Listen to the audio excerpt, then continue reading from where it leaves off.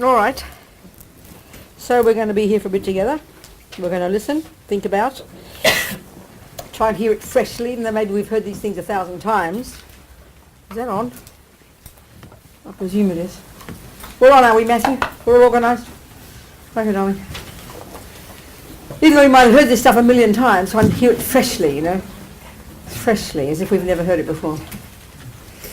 And why? So we can take some tools from it to help us to become this amazing person that Buddha says we can all become.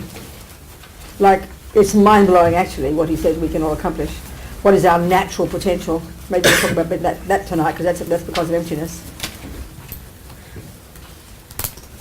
Why? So that because it's who we are, it's our becoming who we really are, if you like. Why? In turn, even so that we can be of benefit to others, because we all live in this insane asylum together. And having the bodhisattva attitude, you have to have the attitude, if I don't help, who will? That's the courage of the bodhisattva, you know. It's their job. So thinking like that, with that in mind, we'll sing our little prayer. Sangye chodong tsoke chognam la jancho badu dagni kyam suchi dagi chonyen gipe sonam ki jola penche sangye dropa shok sangye chodong tsoke chognam la jancho badu dagni kyam suchi dagi chonyen gipe sonam ki jola penche sangye dropa shok Sangye chodang soke chognam la jancho badu dagni kyab suchi dagi chonyen gipe sonam ki drola penche sangye dropa shok.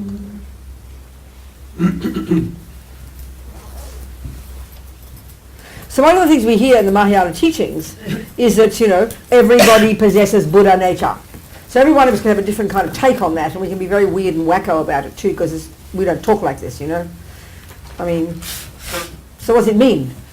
Well, in a really simple way, what it's referring, they talk about this conventional Buddha nature and your ultimate Buddha nature. Well, your ultimate Buddha nature, the way they talk, it's how they talk, you've got used to the way they frame these words, you know, is that it's because our mind is empty, because our mind is not set in stone. The opposite to empty is set in stone, frozen, stuck, concrete. This is how it is, you know. So because our mind, like everything else that exists, because according to the Buddha, remember, every phenomenon, every object of knowledge, everything that exists, whatever exists, necessarily is a dependent arising, which means it's necessarily lacking an intrinsic nature. It's not set in stone. So it's very encouraging, actually, to hear about our mind like that. Let's just discuss that a little bit tonight. I think it's kind of encouraging. Because if we look, okay, this is the thing, if we look at how we feel about me, you know, even if we didn't, you know, even if no one ever told us that our mother and father popped into bed and, you know, out we came a few months later, even if we didn't even know that, even if we had no concept of a creator, you know, if we look at how we feel, how the I feels, we feel like this big lump of something kind of plodding through life, isn't it, you know? And somehow we seem kind of disconnected and isolated, and there's sort of the big fat world out there. Things happen to us. They seem to be utterly random, you know? Because the sense we have of our I is unbelievably miniature. Got no idea, you know, why things happen. And that happens to be reinforced by our scientific models that don't have any explanation for why bad things happen to good people, or why in fact good things happen to bad people, or anything else for that matter. We're looking at lots of things, you know, we don't have an explanation. So we didn't even hear about these things. The feeling of being I, we can feel it. No one has to teach us this. It's kind of fearful, a bit miserable, you know, plodding along. Things happen, don't know why. Good things happen, don't know why. Bad things happen, don't know why, you know. It doesn't, and really the crucial one is, it doesn't feel like it's got much to do with me, does it? So it's very much everything is out there, you know.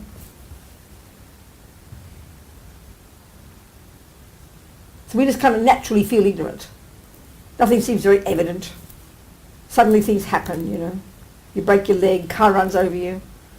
You know, things happen. You get sick one day, headache the next. We don't seem to see any causes for it. that's the way ego works. That's how ego is. You know? We feel always needy, always feel like we're missing something. People are mean to us, get upset very easily. No one has to teach us to get upset. We know how to do it very well. No one has to, you know, when someone punches in the nose, you don't look at your mother and go, how am I supposed to respond here, you know? Oh, I'm supposed to be angry. Oh, okay. No, it comes naturally. You know, we don't need to be taught. This is the way ego works. And fear is its nature. This is what's utterly, actually, so fascinating, this point alone. You know, like I mentioned the story of Lama Zopa, drowning. He was said to be the reincarnation of this previous yogi. He recognized when he was a little boy. But as he said, age of 8, when he was drowning, the thought occurred to me, the person known as the Laudo Lama, he'd been formally recognized as this reincarnation of this previous Lama. The person known as the Laudo Lama is about to die. But there was no fear. I didn't know anything about emptiness, he said, but there was no fear. This is something, again, that's inconceivable. It seems utterly natural. Fear is natural. So we look at this Buddhist model of the mind, you know, all the delusions, all the neuroses, all the things that we totally think are totally normal. No one has to teach us anger, jealousy, depression, anxiety, worries, arrogance. You know, we know all this stuff. It's instinctive within us. It just seems, and we therefore call it natural, which is why in our models of the mind, in our culture, we assume they're natural, which means we give equal status to them, along with love, compassion, intelligence, concentration, and all the rest. We just assume these are normal parts of an ordinary human being. In fact, so normal, isn't it, that you'd be considered completely abnormal if you didn't have anger, fears, jealousy, depression, you know, that type of thing. That's how entrenched our views are about it. But like I said, no one has to teach us this stuff. We feel it naturally. So all of these neuroses, the Buddha's view, the Buddha's take on it, his Buddhist model of the mind, is that they are in the nature of fear, because they're all the voices of this root neurosis, well, we've been discussing, known colloquially as ego grasping, the most primordial. So primordial that it's at the level of utter, the sense of a separate, bereft, fearful, unhappy, dissatisfied, lonely, neurotic little me. The sense of that one is so utterly natural to us that, we take it as a given. No, we'd never question it, So all the other delusions, the attachment to get what that I wants, the anger when it doesn't, depression, all the other dramas, all these are like the voices of this neurotic little I, And they're all connected, all utterly linked. If you didn't have this neurotic sense of an I in the first place, there couldn't possibly be attachment. There wouldn't possibly be dissatisfaction or neediness. Your mind would be naturally blissful. This is something that we do not have this way of talking in our culture, in our models. It's very simple. So the words are so cute and simple and very familiar. Love, compassion, generosity, anger, jealousy. Oh yeah, we know all that stuff. But Buddha's take on this stuff is so specific and utterly different from ours, because of the crucial point that Buddha's making, which is pretty insane to us, that all these neuroses, all the way down to ego grasping, as they say in Buddhist psychology, they are adventitious. Now, I don't use that word much in my life, but I get my dictionary out, It means they're not at the core of our being. This is Buddha's point. Such a shock to us to hear this. It doesn't feel like that. And who else but people like you and me created our models of the mind? So of course we take it for granted, It's natural. And then this thing called, instinct for survival, I would really think Buddha would like that term to refer to ego grasping. The sense of this I, the deepest delusion that's underneath it, underpins attachment and anger and all the rest. It only really rises, we know, in this primordial fear, is when we're attacked or offended or hurt, insulted. The hubby leaves us for the younger version, or you nearly get knocked over or something, When something very dire happens. Then this sort of sleeping lion awakens and there's this panic. Or we have our panic attacks. Instinct for survival. That, I think, ego grasping. Great word for it. And that's exactly what Lama Zopa Rinpoche, we can deduce logically, had annihilated from his mind by having in his past life, we can deduce realized emptiness. Seen nakedly, the absence. Seen directly, experienced tastily, directly, nakedly. Therefore irreversibly. The absence of this fantasy, independent I. Therefore there was no fear. That's too shocking for us. We don't find that possible. You'd be considered mentally ill, deeply autistic, lost the plot. You didn't have fear. And that's what, this is really quite shocking, because, you know, we hear these words. In Buddhism you read about, mindfulness and blah, blah, blah. It sounds so holy, you know. But when we really hear what he's saying, it's pretty radical, I tell you.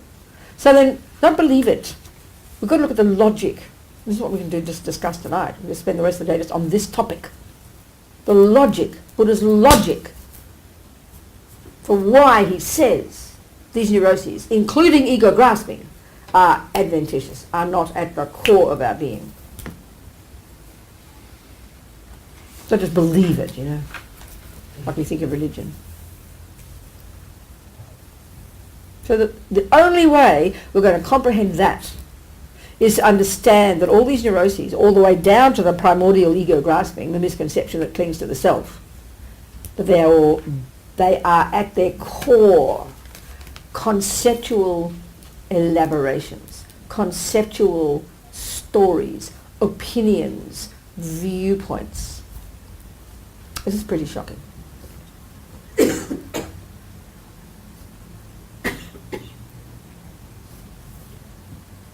And the point is, so are the virtues. They're concepts as well. You know, so we've got two things. We've got feelings, which we mean by our body. When it hits the body, then we're really into feelings. We think they're like the king of England. Feelings are everything. As Lama Yeshe says, we make the body the boss. And our problem is, we only notice we're feeling good or feeling bad when it hits the body. You know? That's why it takes longer to notice you're depressed than when you're angry. When a person's angry, it's pretty obvious, you know, their body's shaking, the words are shouting, the eyes are wide, spit's coming out the mouth. Pretty clear. But depression, you don't realise you're depressed until you can't get out of bed one morning. Oh, must be depressed, you know, because it hits the body finally. Because we're as thick as posts, basically, because we don't pay attention. We don't pay attention much to our thoughts. Or if we do, it's only the very gross tip. And this is the thing to understand in Buddhist psychology, that these conceptual stories go to unbelievably subtle levels. Do not underestimate conceptuality. We notice them at the tip of the grossest tip of the iceberg, which is when it hits the body. And we're addicted to the body, so that's all we pay attention to. In fact, we even go on, in our culture we go, oh, it's only in the mind. I mean, it's beyond shocking. I remember a few years ago, I looked in my iPad, my news, I read in the New York Times, and I remember reading a story about this woman in Brooklyn who got into her husband's computer and discovered that her husband was part of a cannibal group and they were going to kill and eat her. She was quite surprised. she then called she didn't call the police, she called the FBI. Somehow it seemed more serious, you know. But the point is, his defense lawyers, they kept saying, but it's only in the mind. They're allowed to think this. They weren't going to do it. In other words, we really believe in our culture that if it's in the mind, it stays in the mind. In other words, we don't realise there's a connection between what we do with our body and speech and our mind, which is I think that's pretty unintelligent, wouldn't you think? But that's what we think in our world. We know perfectly well, it's very fascinating, we know that when you learn to play music, it starts with learning very elaborate and very precise conceptual thoughts, doesn't it? Called musical theory. They're in the mind, they're thoughts. They occupy the same space as anger and jealousy. But we don't call it, we put these here. Anger and jealousy are here, and thoughts are up here. Rational thoughts, like musical theory or like mathematical thoughts, you know. So they're thoughts. They're thoughts. And we know they've got to be accurate thoughts, because we know that what is in here starts. Your fingers will only play the notes that are in your head. We know there's an utter relationship between what you play on the piano and the thoughts in your mind. It's kind of a no-brainer. But when it comes to what you say with your speech, or whether you cut your wife up and what's in your mind, oh, no, it's only in them. I mean, you've got to admit that's kind of unintelligent. But that's how we think. And we think we're so intelligent. I mean, it's actually beyond shocking. And how we distinguish it as we call them emotions, something special, you know. Or even the way, why are you good at piano, Robina? Well, I've worked damn hard for 10 years. What do you think? You can thank Mr. Steinway for the piano. You can thank Mr. Bach, let's say, for the music. You can thank your music teacher, but you know your hard work is the main cause. Pretty obvious. You own it. You're proud to own your hard work. Why are you angry, Robina? Oh, that's not my fault. That's my mother did it to me when I was little, and my daddy did this to me, and my husband did that to me, and my boyfriend did this to me, and the next door neighbour said that to me, and blah, blah, blah. That's just some response that I have no control over. But yes, it's in your mind, but sorry, I didn't put it there. I mean, it's very weird. You've got to admit it's kind of odd. There's no logic. It's kind of peculiar. We have this very weird world, what we call feelings, you know. Well, Buddha says they all come down to the same thing. They're all thoughts.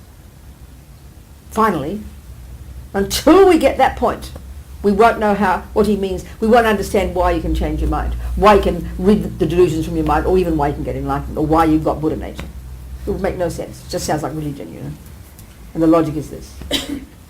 That the negative thoughts, the negative emotions, the neuroses, are at their core mistaken, deluded concepts. So if I'm mad at Fred, and I'm crying, what's wrong, Robina? What I'll proceed to do is speak a lot of words to you. Now, we know that words are expressing thoughts. So those thoughts are called, how dare Fred do this to me? He is evil. He is the cause of all my suffering. It is not fair. I did not deserve it. Are they not thoughts? So obvious that they're thoughts. But we're so caught up in the feelings of it that we mystify them. We romanticize them, you know. Very bizarre, actually.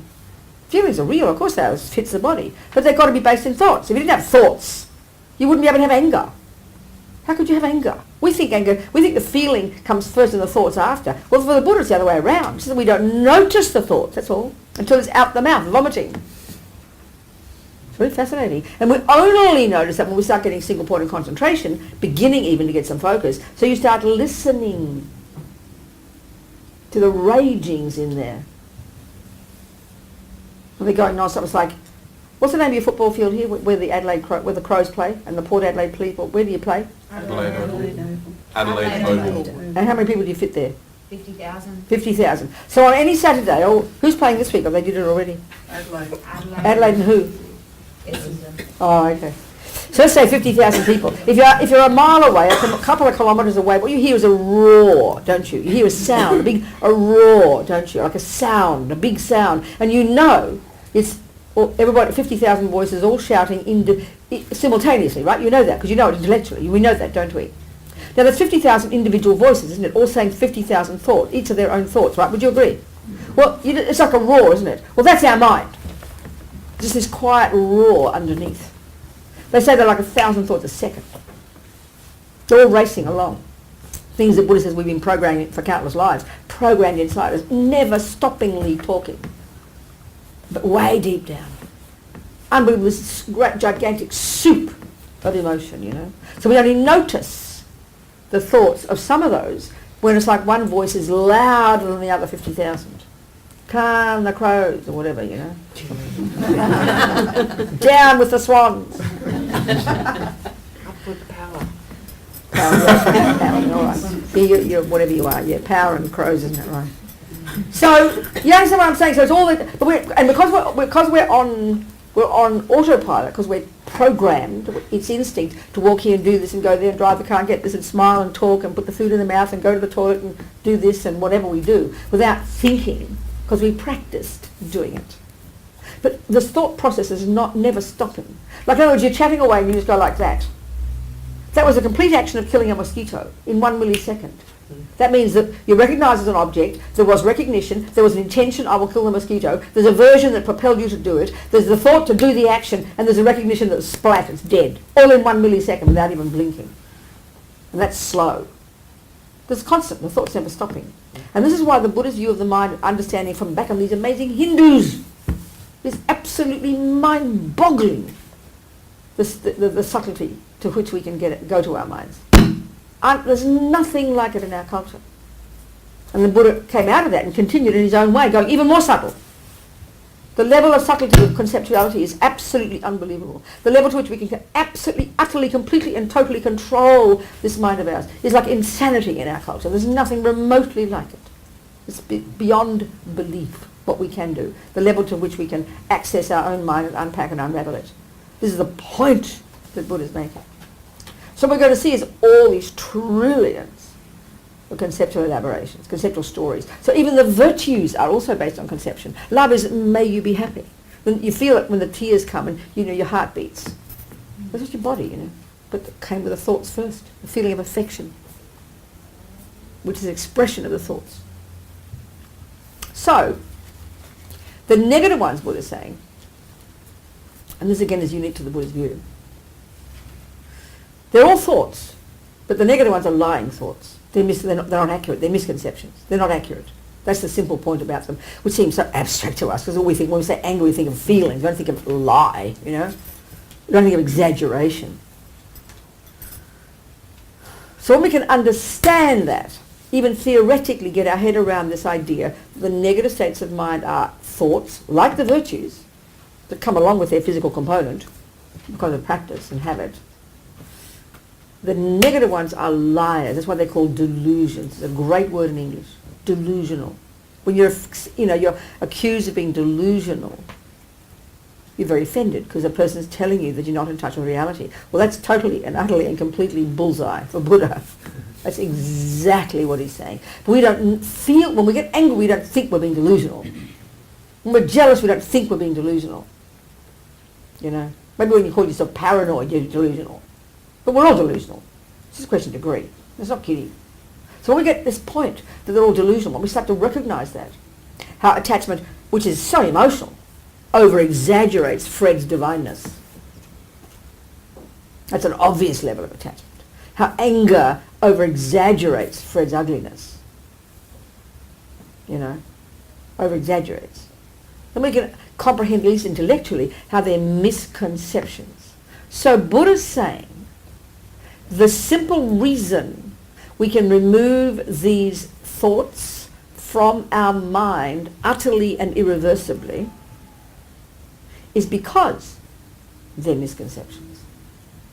So, you know, a simple level, you know, if you say, I say, what's that colour? You say, what's that colour? And I'll say, it's blue. Then you go, no, it's yellow. But, oh, yeah, sorry. Of course it is. It's yellow. Well, first of all, would you agree that that is blue is a thought, isn't it? Mm-hmm. It's a thought. Very simple. And it's got equal status with the thought that's yellow. They're both thoughts.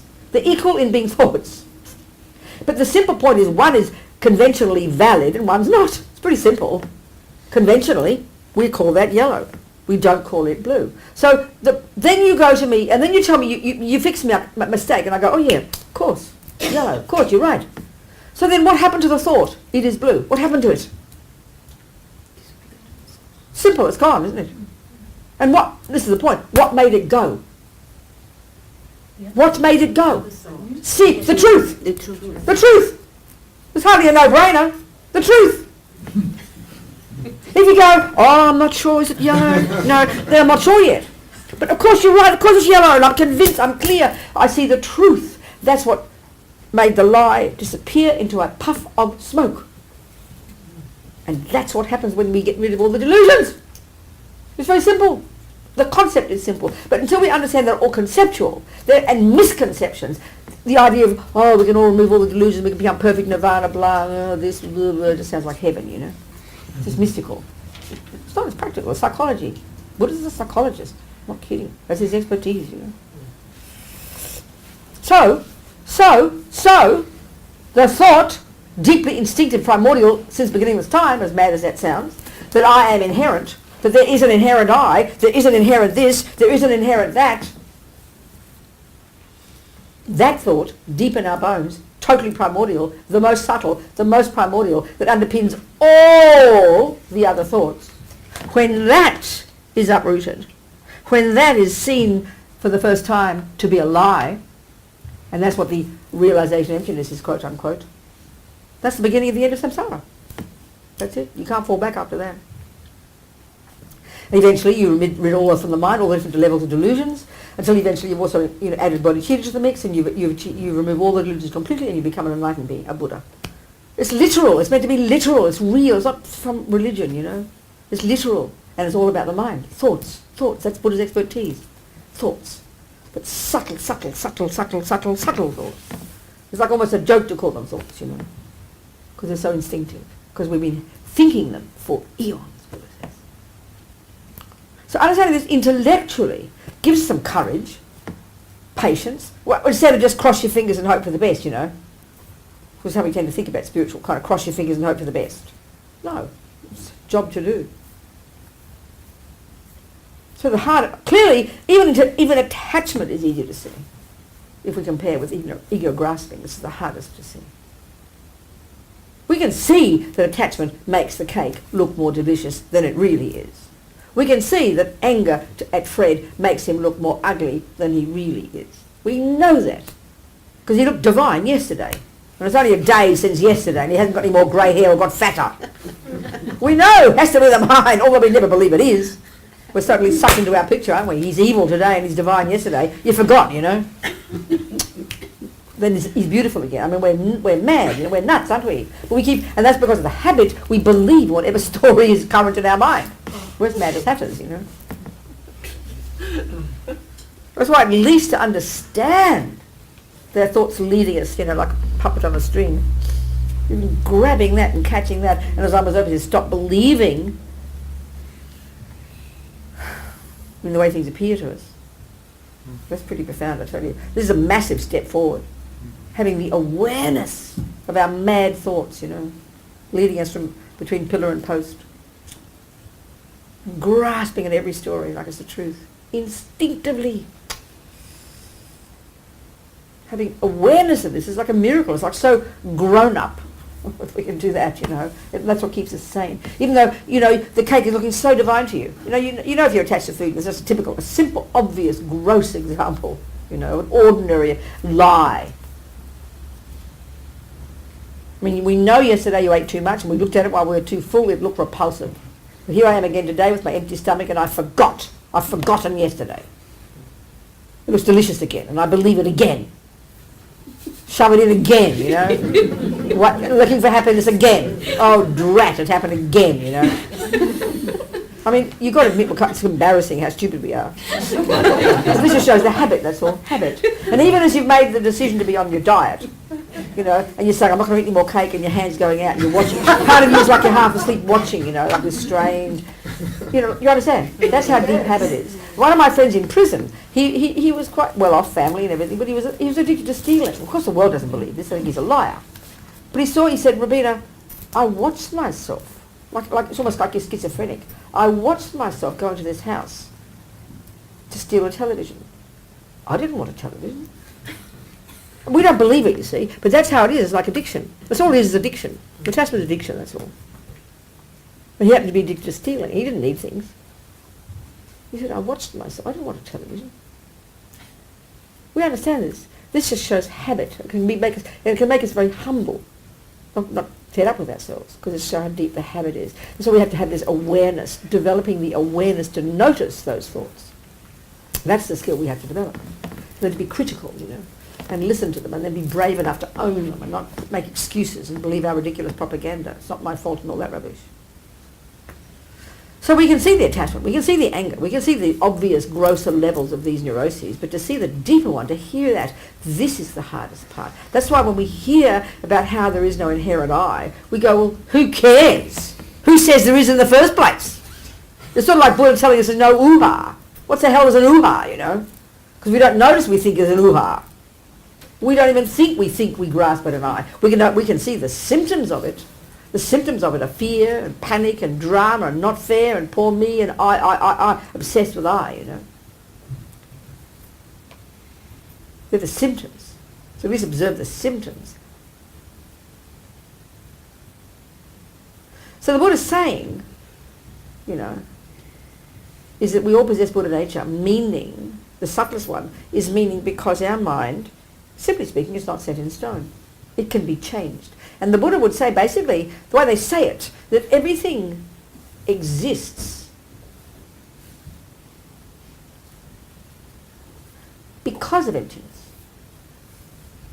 Because things are interdependent. Things exist, the real point is things exist interdependently. That's why they're empty. We've got to get used to the language is all. Empty being shorthand for lacking an inherent nature. And then we go, well, what do you mean inherent nature? Well, Buddha says, sorry guys, you're clinging to an inherent nature. You don't realise it, but you're believing there's a little inherent, intrinsic little me in there, or thing in there. And so in everything it's like this, but the one of me is particularly powerful, you know. So because delusions are adventitious, because they're misconceptions. And a misconception can be removed from the mind by seeing the truth, or the facts. Truth sounds a bit religious, you know. The truth. Facts. Basically facts, you know. Buddha says the fact is, finally, everything exists interdependently, and you can't pin anything in isolation down. You can't find anything that exists in isolation. We know these terms. And even finally, the one that seems most abstract to us, this really does sound cosmic. The very belief in the existence of our separate I, the actual experience of our being a bunch of separate eyes, is also the final thing that goes when we've removed all the delusions from the mind. Now this sounds really cosmic. So meaning, when you're an enlightened mind, when your mind is enlightened, Buddha would say this is the potential of every being, naturally, just naturally.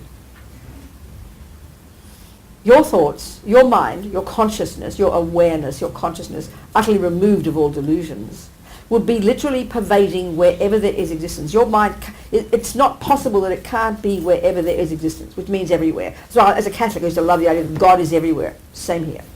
Same idea. Just the same. Because consciousness is not physical, remember? The only reason our body's now stuck in this body, which it is, this sense of a separate I, literally a separate I, is because of these delusions, you know, over eons of practice. We created karmically this being, this body, and all this business, you know. It's ridiculous. So when you've removed all the delusions and you're finally a Buddha, your consciousness, which is not physical, pervades wherever there's existence. Because, you know, you think about it, how can it be confined by space or time or matter? I think that, you know. The delusions are gone completely. There's nothing holding it back. It has the wisdom that sees all minds perfectly, all things, all phenomena perfectly, as they are. This is natural, Buddha says, which means you see all the minds of all beings perfectly. And then because the ego is utterly gone, and because there's infinite compassion, there's no sense, literally, you are no longer a separate sense. There's no sense of a separate I. Everybody else is separate and thinks you're separate too. But you no longer have a sense of a separate I. It's as if your I is encompassing all beings. It's a way of saying it. Vast is the universe. Infinite empathy, infinite compassion. No sense of a separate I. An infinite power to help sentient beings. That's a Buddha. And Buddha says that's our potential. That's Buddha's baseline. Perfection is Buddha's baseline. Everything less than Buddhahood is, we're mad, you know, we're insane.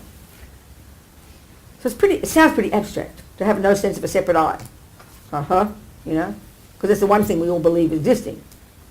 And the center of all our psychology is the separate I, you know. So it's kind of weird. This is what Buddha's saying. So these delusions, starting with the ego grasping, giving rise to attachment, giving rise to all the others, are the cause of why we have this sense of separate I, and why we have bodies, and why we have lives, and suffering, and this and that, and rebirths, and all the rest. It's not a way to go. Don't hold our breath. But the Buddha would say, this is natural, and this is the potential. Every sentient being possesses this potential, to be a Buddha. The Sanskrit Buddha, the Tibetan equivalent Sangye, the etymology is very tasty. Sang implies the eradication utterly of all the neuroses, and Gye implies the development to perfection of all the goodness, which is at the core of our being. Naturally, Sangye, rid of the rubbish, full of the goodness. That's what Buddha's saying. That's our potential. So the key then has to be to understand the mind, Buddha's view. Absolutely, have to understand what a delusion is. Have to know how to distinguish it from a virtuous state of mind. Have to know how to develop the concentration and all these other mechanical bits, which is why you have to do concentration. These technical things, you know. Then we have some confidence. It doesn't matter how long it takes then, rather than just cross our fingers and hope for the best, which is how we think of spiritual stuff. Because there's no concept in Buddhism about it's Buddha's law and we have to have faith in it. There's nothing. Faith plays a big role. Of course it does. You have faith in your doctor, don't you? You better have, otherwise don't go to them. But based on your noggin, based on intelligence, based on experience. Not as blind faith. And for many Christians, and I'm not criticising, that is the key, the faith. You can even argue in Buddhism when you have a lot of devotion and the more advanced teachings, they talk about devotion. It's massive. It really is massive. But it starts with this, you know, it all comes down to the practical aspect of our own mind, sorting out our own mind. But we're the boss. We have to do it, you know, do it. Once we understand it intellectually, even theoretically, it doesn't matter. Then you get more confidence. It's like you've got a map. And you just plod along one step at a time. You know, what's the next step? Okay. What's the next step? Okay. What's the next step? Okay. Where am I on the map? Where am I on the map? Okay. Next step. Reasonable, you know, instead of panicking. So we all possess Buddha nature. So what that means technically, because we don't speak like that. If you saw an acorn, I like the example of an acorn. We all know because we've learned it. It's not, you don't know but because looking at it, you have to learn it. But it's a potential oak tree, isn't it? We wouldn't call it that, we call it a seed. But if you put it in the soil, give it quite a bit of time and water and this and that, it'll become an oak tree. We know that. It doesn't look, this is a good point. I like this example. It doesn't, you can't tell by looking at an acorn, can you? That it's going to be an oak tree unless you're taught it. Do you understand my point? It's not evident, is it? The little acorn doesn't go, I'm an oak tree, I'm an oak tree. No, it just sits there, a little round thing with a hat on it, you know, or whatever the shape is. But we learn that that thing there began with this. So it's a kind of a dumb analogy, but I like this analogy. So we're walking around, we're little acorns, okay? And our view in the materialist world is we believe in acorns. We're only an acorn. We don't see having it, we have no sense that we have a potential. So we become the best acorns. We shine ourselves up and change our hats every day and try to keep the wrinkles out, you know. Do you understand my point? We don't see we've got potential to be an oak tree. We just see the acorn. I'm human, you know, bag of bones. And then when you die, you shrivel up and die, you know, that's it. A bit limited view, Buddha would suggest. He says we're all acorns, yes, but we're potential oak trees. It's a simple example, you know. So we agree that all acorns possess oak tree nature? We don't talk like that. What a perfect statement. Well, all minds, by definition, all sentient beings, by definition, all mind possessors. A term in Tibetan for sentient being, mind possessor. It's a great term, I love it. Sentient being is a bit weird, you know. Mind possessor, wow, so direct. All mind possessors, by definition, possess the potential to be a Buddha. It's the natural state of a mind. An acorn, by definition, is a potential oak tree. As long as there's an acorn, it's a potential oak tree. That's it. That's the Buddha idea of Buddha nature. So it's kind of tasty. Wow. Okay then, let's look into it.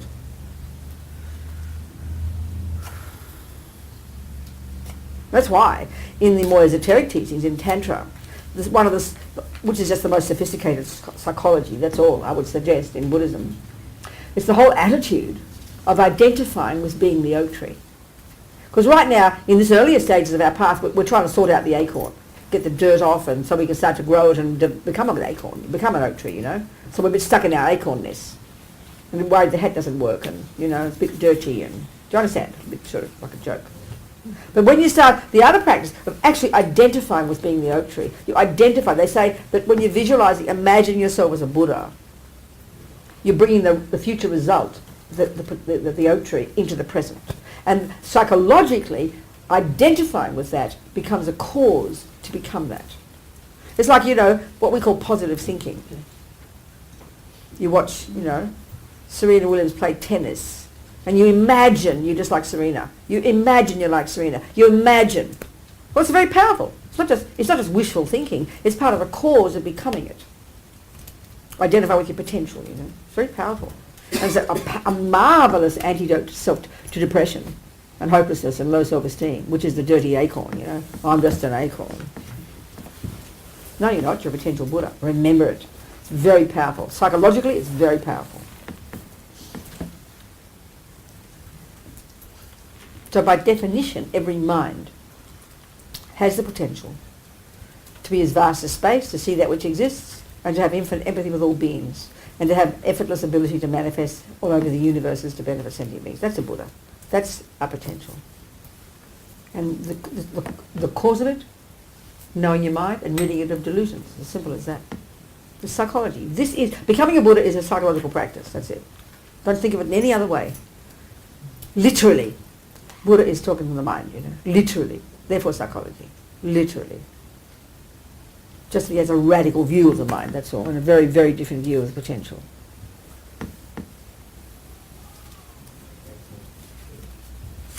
And the point is, the mind, the Buddha says, is the creator of everything. This is where it really does sound cosmic. And the more we understand karma, the more this makes sense. That all that the way we, you see, look at us, we're all sentient beings, and we have, like we discussed maybe in the karma teachings, there are 4 ways that our past actions, starting with thoughts. Intention is the first step. Intention is the mental action. Everything exists on the tip of the wish, Lama Zopa says. It's the first step. My walking out that door, the first step is not my legs, it's my thought. I will walk out the door, then my legs carry me. We know that. Everything starts with a thought. Just that we don't notice, that's all, because it's so fast. Intention. Intention. So, every action we do, every millisecond of whatever we do, every millisecond of every day, starts with a thought, and then some of them are carried out by the body and speech, aren't they? We can see that. The body and speech are like the servants of the mind, And everything we do with the mind programs the mind. Whatever the mind does programs the mind. Whatever the mind does programs the mind. Buddha would have liked that phrase. They say sows seeds. Program is great. Program or sow seeds. Then those seeds will necessarily ripen in the future as a type of rebirth, as our tendencies, as our experiences, and as an environmental result. And this is really interesting because, as Lama Zopa says, in the Kala Chakra Tantra and the teachings, the Kala Chakra teachings, and these extensive teachings, in the esoteric teachings, they describe there's this intimate relationship between internal and external energy. So for the Buddha, external energy is the 4 elements. This is how we used to talk back in the Middle Ages. This is our people, isn't it? Our mob. Now we talk about other elements, don't we? But Mr. Galileo and that lot, they'll talk about the elements, Same. Buddha's model still uses the same. For the physical world is the 4 elements. Earth, air, fire and water. And they're described in great detail, great complexity in the Buddhist literature. And of course this is the basis of Tibetan medical system. So in all these tantras they talk about, and tantras very much dealing with this, the intimate relationship between the internal, which is mind, and the external, which is the physical elements. So they say in this model that every mind, there are trillions and upon trillions and countless trillions of minds. There's not an atom of space you won't find minds. Our body is a walking zoo. We know this. Wherever you look and turn, everything's pervaded by sentient beings. So, all these minds, they're all intimately linked to their own set of the 4 elements. This is just the way it is said to be. This is the observation of the great beings, the yogis, coming from the experience of the yogis. This is just how things are. No one made it like this. It's just the way things are. So whatever the mind does impacts upon our own sets of the 4 elements. So that in turn, as Lama Zopa says, when the mind is negative, that impacts upon the subtle wind energies that are utterly connected to all these different states of mind coursing through our subtle nervous system in our body. This is what the Tibetan medical system uses when they feel your pulses, and this is what this tantric model talks about. And we'll discuss this in more detail on the weekend when we talk about death. Whatever your mind does, it impacts upon those wind energies. So when the mind is very virtuous, it purifies the wind energies. That's healing. So karmically, in turn, that results, if it's virtue, purifies the wind energies, that in turn causes you to have a healthy body. Health is one of the karmic results of virtue. Not in the sense of punishment and reward, it's a natural law. So negative states of mind pollute the wind energies that they're connected to, which in turn is what causes ill health. And then in turn, karmically over a long time, and as well as group karma, the negative energy impacts upon the external elements and causes earthquakes and floods and stinky and pollution, or peaceful and lovely, like Adelaide. I walk around Adelaide, these lovely trees and all your streets and everything. I mean, such a lovely city was the part I'm staying in. This is all it's all the fruit of our past virtue. Of course, we don't see it like that. Due to our past virtue, we're living in an environment that's peaceful and harmonious and sweet, and the air's nice, and the things are lovely, and things grow, and there's flowers, and there's veggies, and delicious. that make you healthy. This is the karmic result of our actions. No God has made it. And it's not just coming from its own side. This is emptiness as well. All explained in the Buddhist teachings. Everything comes from mind. Mind is the source of all of this. That's how come you can have different realms of existence. Because all sentient beings' minds are connected to their own set of the wind element, the 4 elements. So then what's a dog? What's a lion? What's a zebra, you know? What's an ant? What's a spirit? What's a god? What's a hell being? They've got the different physical energy. Their mind conjoined with it. Having, as they say, having appearances of certain experiences. So if you've got a lot of virtue, you're going to wake up in a life where things are peaceful, you're very sweet, you're harmonious, you're not paranoid, people are kind to you. And other people living in torture, living in their own mind, are completely delusional, being brutalized, being harmed, being lied to, being raped. This is due to past actions. We are the creators, Buddha says, of everything. External, internal experiences, everything. Mind is the source. This Buddha's view. So all of this is based on emptiness. That's interdependence. And interdependence is how things are conventionally, which proves that ultimately they're not set in stone. Therefore nothing has an inherent nature. Therefore things aren't the way they appear. It's one of the biggest trips that Buddha's saying. Things don't exist the way they appear. But all the lies in our mind are informing everything we see, everything we hear. And then we believe it. As long as it's bad enough that things appear wrongly to us. But the worst thing is we believe it's true. That's the killer. That's the killer. That's the killer. So at least not believe in the karmic appearance. You know, when you're angry, when your husband's left you for the younger version, despair, angry, jealous, freaked out. There's not a millimetre of space in our mind to believe anything else, is there, than the story that our mind is telling. Not a millimetre of space. It seems like a joke to think that it's a story I've made up. It seems like a cruel joke. This is even more shocking when someone punches you in the nose to think that you just made up something. This is proving emptiness. For eons of time, because we've got ego grasping, and over all the countless lives of animals and humans and animals and humans and animals and humans continuously having been harmed and harming, then we're so addicted to calling it that, to calling it bad. Now listen, it's really easy to prove. If you do karate, you go to karate, someone will punch you. You're not going to freak out and go and sue them, are you? You say, in fact, I was taught in karate that I should apologise if you punched me because I didn't get out of the way in time. It's my responsibility. So straight away, that is proof. That is proof that being punched isn't in its nature bad. It proves it right there, but we just can't stand it. Right there. If it were, all the karate people would be suing each other for the last 700, 400 years, you know. But they're not. Oh, so sorry. Whoops, hit you. Oh, how'd you feel? Not bad. Just right there, what do you think's changed? It's just your view of it. You've called it something different. It's so obvious.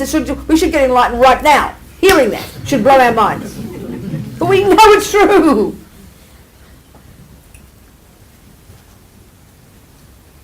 That's proving emptiness. Meaning there's no inherent punching is bad. It's a fact. It's a fact. It's a fact. It's too hard to hear, though. Everything in us holds on to our right to think it's bad. Therefore, you're bad. Therefore, I'm allowed to be miserable. Then I'm allowed to be angry. I'm allowed to sue you. We're ridiculous. It's not easy. Because of emptiness, this bodhisattva, Kirti Senchab said, some level bodhisattva, I forget what level. For him, the action of cutting off his hand and feeding it to a starving animal is inconsequential as a leaf falling off a tree. Now that sounds pretty insane. But just because things don't have an inherent nature, it's because for eons we've been attached to this body more than anything. More than anything. And it's attached to this body that's the worst suffering at the time of death. The worst. The one thing, I don't care anything else, even the husband's going to leave me, but give me my body, keep my body please.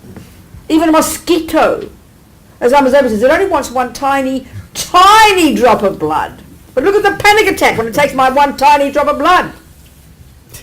Isn't it? Well, you just cut yourself slightly. You have a panic. Oh my God, I am cut. What piece of me is missing, you know? It's clearly the most powerful attachment because his mind is conjoined with this body.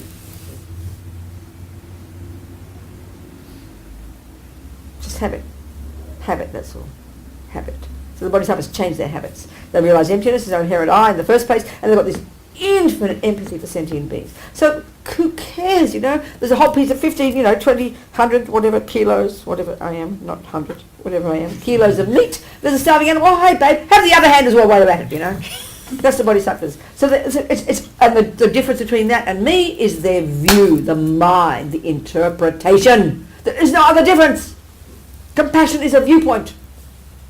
Compassion is a viewpoint. Attachment is a viewpoint. So if you freak out, it's because of attachment. That's it. So simple. It's too shocking to hear this. We just go, oh, it's natural, you know. Natural means set in stone. Which means you can't change it. Rubbish, Buddha says. It's all made by the mind. Eons of habit. So as one Lama said, we're like children who draw a lion and then become afraid of it. That's how we are.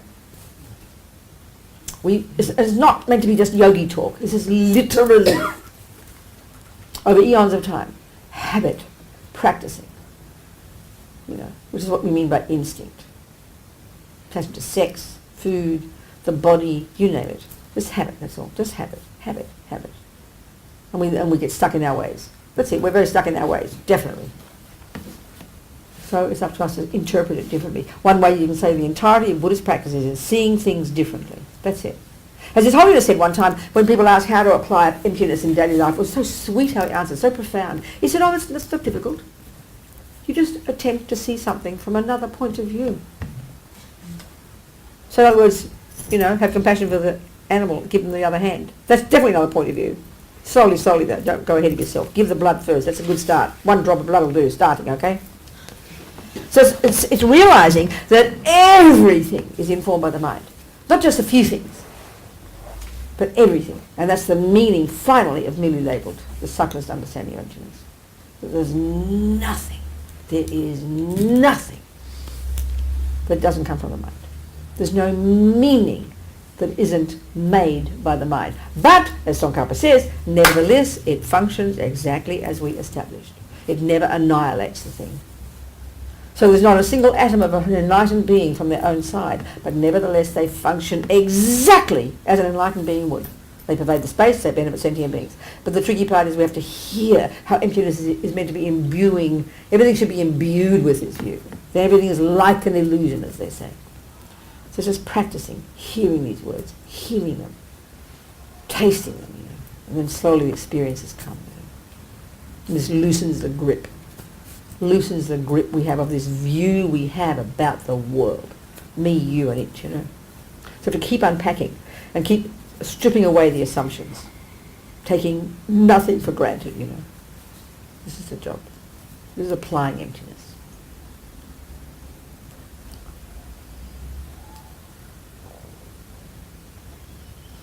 Any questions? People? I was going to do some more of a heart suture, but I never did. We can still do that. Any questions?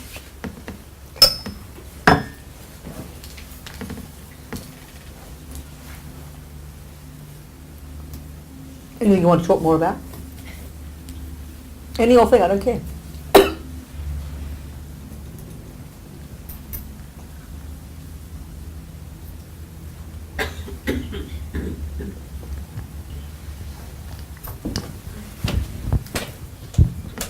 Yes. Yes, Hi. How about what type of thing we can do when we get caught up in that story, or we get caught up in where our heads and our thoughts take us, and we're aware of it and go, okay, this is a thought. How can we kind of get out of that suffering? When our heads take us away with a thought or a story and we get caught up in it, and the pain that might be attached to it, or how can we relieve that suffering, I guess, when we become aware that, okay, I'm getting caught up in a thought or a story now. How can we bring it It's not that simple. It won't go away that easily. All this is part of what practice is every day. And the level to which we're caught up in stories is pretty subtle, So our trouble is we only notice it when it's a full-blown story, when it's a strong emotional one, isn't it? I mean, every second of the day we're leading our life. Unconsciously we're completely believing in stories every second. So it's like, the only answer really is like anything. It's a bit like asking if I'm going 120 k's along the freeway, I'm about to have an accident. what should I do? In a sense, you're asking me that, aren't you? Yeah. So then the answer has to depend on how much work you've done, how much driving you've done, doesn't it? And how many tools you have in your toolkit. So if you haven't done much driving before, the answer is the best is damage control. Because it's a bit late to be asking what to do about it. That's our problem. So that's why, in a sense, it's like back to basics. Every day have a practice. If a Buddhism is meaningful to us, and we've got to practice watching our mind, doing our meditation, reading things, thinking about it, doing some purification every day. That's the practice. Driving every day, driving every day. So then when you're on the freeway and the drama happens, you've just got more ability to deal with it. That really is the answer. There's no quick fix answer. There's no shortcut answer. But it's the skill of learning more and hearing these words and knowing that we're driven by thoughts every second and we're 99% on autopilot.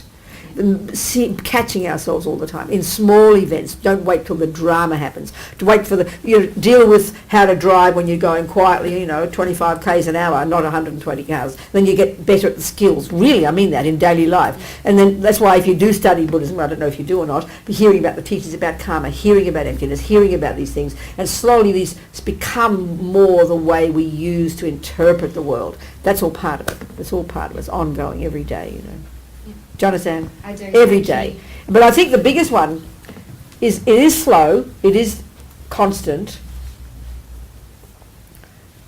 But one answer to what you're asking is also to, no matter how bad things are, to even though you're in pain, even though your heart is breaking, you can't believe it, another part of you, some wisdom in you is saying, it's cool, honey, it's okay.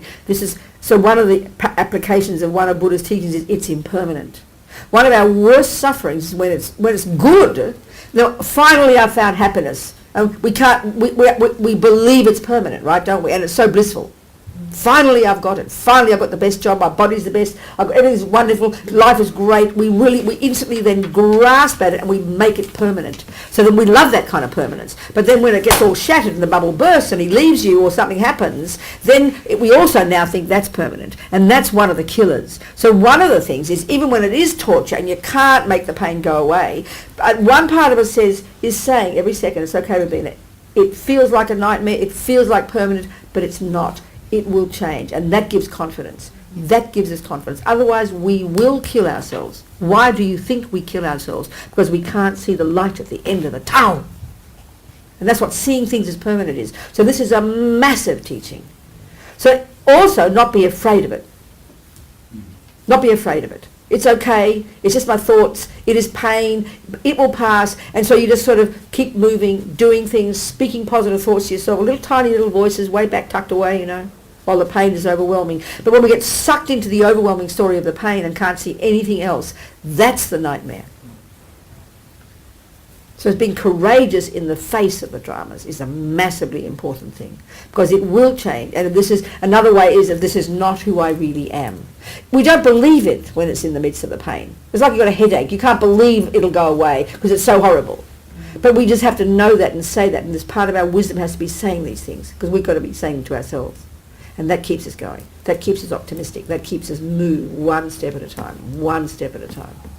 This is incredibly important, because one of our biggest problems is we panic. We can't stand the pain. We can't stand the panic. We can't stand the anger. We can't stand the problems. That's the word. In other words, I say to myself often, it's bad enough having a headache. It's bad enough having your husband leave you. I don't have one of them anymore. Do you understand? It's bad enough, but why be miserable as well?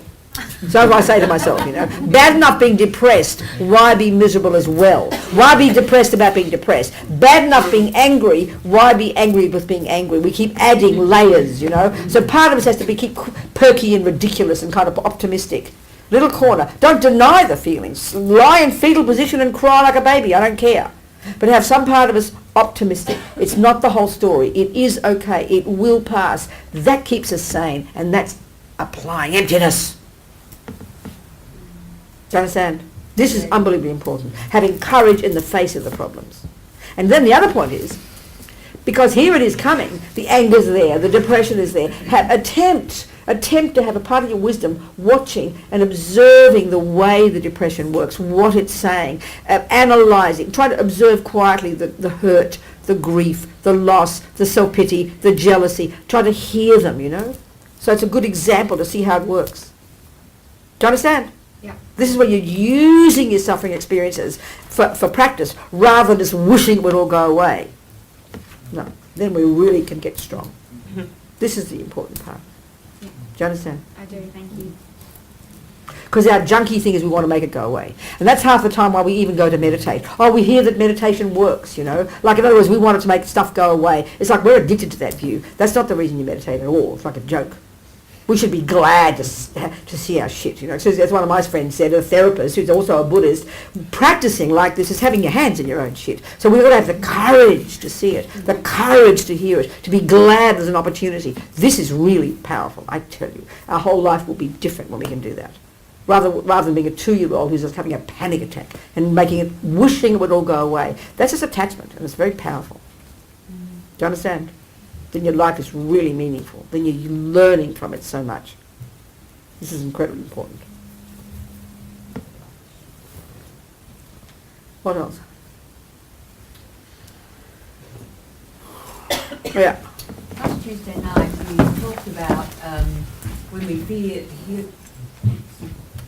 last Tuesday night when you talked about when we feel fear rising in us, that's an ideal time to look for the eye. Yes, right. Can you exactly. just run through that again, please? Yeah, okay.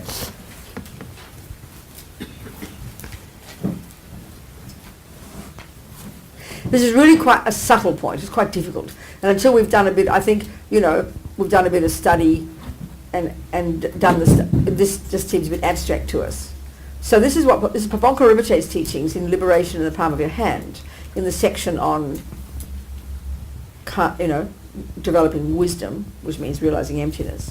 He says the classic technique that's taught is the 4-point analysis. And I mentioned this, and he mentions there in this book, but this is the easiest method. Well, like I said, we'll give that some context. Remember who he's speaking to. He gave this Lamrim talk in the 1920s, and his 600 monk audience, they've been studying this stuff for 30, 40 years, some of them, you know, so easy for them, yeah. So we've got to remember, you know. So it is quite abstract. And I remember even, you know, when I first edited that book back in the 90s, you know, and then I read it again later now, it's still unbelievably kind of rich, and you get something out of it every time you read it. So the point is this, okay? The point is this. What they're saying is, okay, like we said before, we use the example of the grosser level of ignorance is that we really believe, this ignorance causes us to believe that among all these millions of parts of body and mind, among the nose and the hands and the you know, and the muscles and the atoms and the toenails and the anger and the love and the compassion, all the bits and pieces of our mind and body, which as we all agree are the components of a person, this person, we all believe utterly, primordially, totally instinctively, that there is a part, as my friend Pende says, walking hand in hand with all the other parts, but it's like the boss part, called I. In other words, if we looked, we'd find we can identify a knee, we can identify a nose, and we'll identify an eye. That's what the thing. So the fact is, there's another option. So So basically, Buddha's saying, "I'm sorry, guys, there isn't one." So it's easy to hear, but we've been believing in the presence of this independent I for eons. So we can hear there isn't one. We can even have the intellectual logic to prove it, which is already a good step. Don't underestimate it. But the experience of it is another discussion. So we've got to do this rigorous thing. Basically, Buddha's saying, basically, if you're convinced, like let's say you're convinced you've left your $5 in this room. Let's say you're convinced. Or in your lounge room, make it smaller. So there's only two options, isn't there? It's either in the room or it's not. It's pretty simple, isn't it? So there's no benefit in just believing there's $5 there. You do believe it. You're very convinced there's $5. You're convinced there's $5 there. But there's no benefit in believing it. You've got to look for it, don't you? Because then you'll either, there's only two options. You'll either find the $5, which means you were right, or you will find what? The absence of $5, won't you? You'll find that there wasn't the $5. But the only way to be certain, what would you have to do? To be certain, what would you have to do? But you've got to look completely until there's nowhere else to look. You've got to uncover every cushion until you can't just vaguely look and say, oh, I think it's probably not there. But you've got to absolutely look until you're exhausted, until there's not one option left. That makes logical sense, doesn't it? And then you can be convinced. Do you understand? It's pretty reasonable. But it sounds so peculiar because what Buddha's saying is, well, excuse me, guys, what you've got to do is look for the I. And this sounds hilarious to us. I know when I first heard Lama, I could be infuriated. What are you on about? You understand? So part of the biggest problem is this. We've got no bloody idea what an eye looks like. The one we're supposed to search for. I'm speaking literally here. So there's no point in going, oh, where's the eye? And we do, like, oh, where's the eye? In the knee, is it in my heart? Or, where's the eye? I don't know what it looks like, so what's the point of looking? It's like, where's the $5? What's $5 look like? Oh, I don't know. What's the point of looking? So the first job, number one point, is to establish clearly a clear picture, a confident picture, the way they put it is, of how the I appears to us. So 99% of the time, it's just there as an assumption, right? We're just acting on the assumption of the presence of an I that does this and gets up and goes here and is hungry and does that. It's not special. But the only time the feeling of it arises is when the hubby leaves. It's when you nearly get run over by the car, when someone insults you. Do you understand? That's obvious. In other words, when fear arises, that the fear is the indicator of the waking up of this lion, you know. So keep remembering there is no I. Just keep remembering the words. But the belief in the I is very vivid. The belief in the I is really vivid. And that's why all the time we're acting as if, like you're driving on the road, you're doing this, you're doing that. All the time there's the assumption of the I, getting what it wants, which is attachment. But the millisecond the red light comes, or the car goes the wrong way, or someone says the wrong word, kind of like smash up against it, isn't it? I, this one, isn't it? Right? We have this strong feeling of an I. So, the point is, every time that happens, what happens for us, because we're so caught up in the story, the second you insult me, if I'm really wanting to understand, to look for the fantasy I, I'd be so glad that you insulted me, because it's the opportunity to grab it. But most of us, I'd go, who do you think you are? How dare you? And then I've just bought into attachment, which is the servant of the I, and it's too late. I've missed the opportunity. Because the I, it's like sneaky, like a thief, he says. The second you catch it, goes away. And this, I'm really meaning this, the first of the 4 steps is called identifying the object to be negated. The $5, the I, if there were an inherent I, we've got to get a vivid feeling for how we think it manifests. And this is really subtle. You've got to understand the meaning of if it were independent or not, or this or that. And these are the words we have to know first, you know. We've got to get a sense of how the I appears. So even if we're not sure even the meaning of these words, when the bad thing happens, before launching into the self-pity, grab it and try and catch. But even that's not enough. We've got to be much more articulate about it, you know, much more articulate about that. So then the next step is this. Once we've got a sense of how we think the I is, and that's quite subtle, it really, they say the hardest job is to identify the object to be negated. This is why all the Buddhist teachings have different levels. There's a Hindu one, and there's this level, and that level, this level, and each of them is more subtle than the next. And the final one, this one, the subtlest one, which we haven't talked about yet, is the merely labelled I. The subtlest object to be negated is the I that exists without depending on anything, in particular the mind calling it that. So this is so abstract. To try and get a handle on how you even think that inherent I appears to you is extremely subtle. They all say once you've got that, realising emptiness is easy. This is the hardest part. It's like learning to identify what $5 is the hardest part. Because only then you can start to search for it. Do you understand? So the next step, having identified the object to be negated, is now you've got to establish the possibilities of where that inherent I exists. There's only 2 options. You have to establish, the second point is establishing these 2 possibilities. It's either, this first point which we've discussed, a separate phenomenon, like a knee, a nose, anger, and an eye. You understand? It's like a separate phenomenon that's got its own in these parts, it's got its own entity. So conventionally we know that's a knee. This is a thumb. We know that conventionally. So at this conventional level, if we've got to establish that if we're looking for the thumb, you've got to know what a thumb looks like, and then you search for it. Well, it shouldn't take us too long. There's a thumb, you know. So we assume there's an independent eye. Buddha tells us not. That's not helpful to know. We've got to act as if. Because everything we do is on the assumption of this eye. Everything is everything is the wishes of this eye. We have attachment, anger, jealousy, and pride because of this eye, the belief in this eye. So we're going to, once we've established the first point, the second one, establish the parameters. It's either a separate entity, or it's one. There are only two options. It's either oneness with all the parts, or it's a separate part. There's only two options. There's only two options. The third step is to then do the analysis to prove how it can't be oneness with. And the fourth one is to prove that it can't be separate from. They're the 4 point analysis. Are we communicating? Yeah. So we did one example of a simple one. We did one example of how it can't be separate. Because, you know,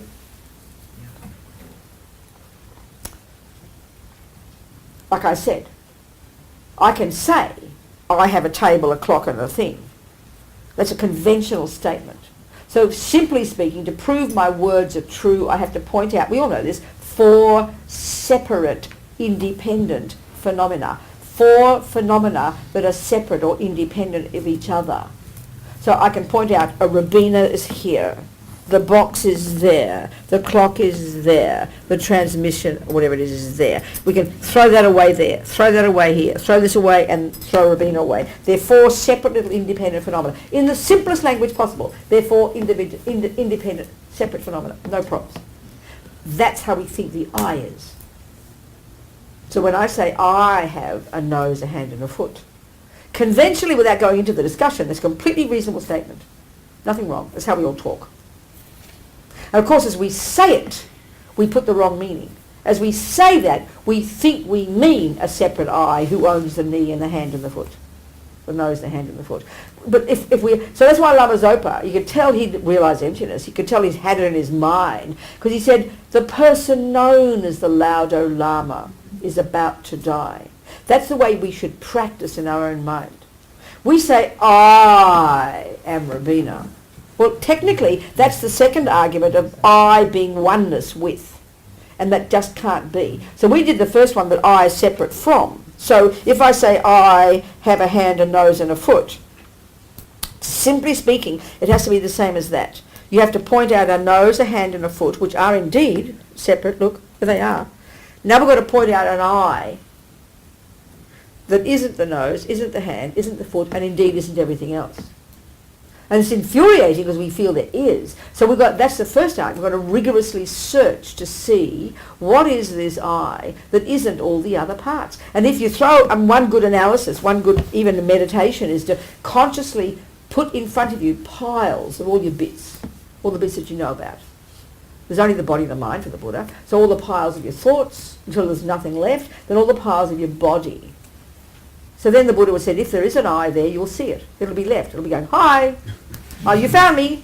Uh-oh. This little naked, little kind of self-conscious little I that's just now been found out. Oh, I thought I was hiding all this time, you know. You'll find it. If the $5 is there, you will find it. It's clear. And of course, the conclusion from this would be, if you really did it properly, you'd realise there was no I. You'd find the absence. You'd get the shock of your life. You'd have a realisation of emptiness, you know. Now the other one is the other option we think, and we do this every day, you know, also, we either talk like an owner or we talk like all of me is I. All of me is I. This is me. All of me is me. Well, you know, then if all of me is me, why would I say I have a nose? Because if my nose is me, it's like saying I have an eye. Because if nose and... Okay, the point is, this is where they are really rigorous in the logic they use. When they talk about dependent, independent, one and all these things. If I were the same as everything else, there would be one. There would be one. They'd be synonymous. And when you study Buddhist philosophy, we studied this really long, way back when we were, you're younger. Then 27 years old, when you do your emptiness teachings, you understand why you learned it way back then, If there were really just one, if all of me is Robina, then my nose is Robina. Literally. So why would I say I have a nose if all of me is Robina? Why would you say it? Think of it. Why would you say it? That means Robina has a Robina. You no need to say it. This is logical, or else infuriating. Sounds so silly to us. Because we just believe it, So one of the practices is, I am not Robina. I am the person known as Robina.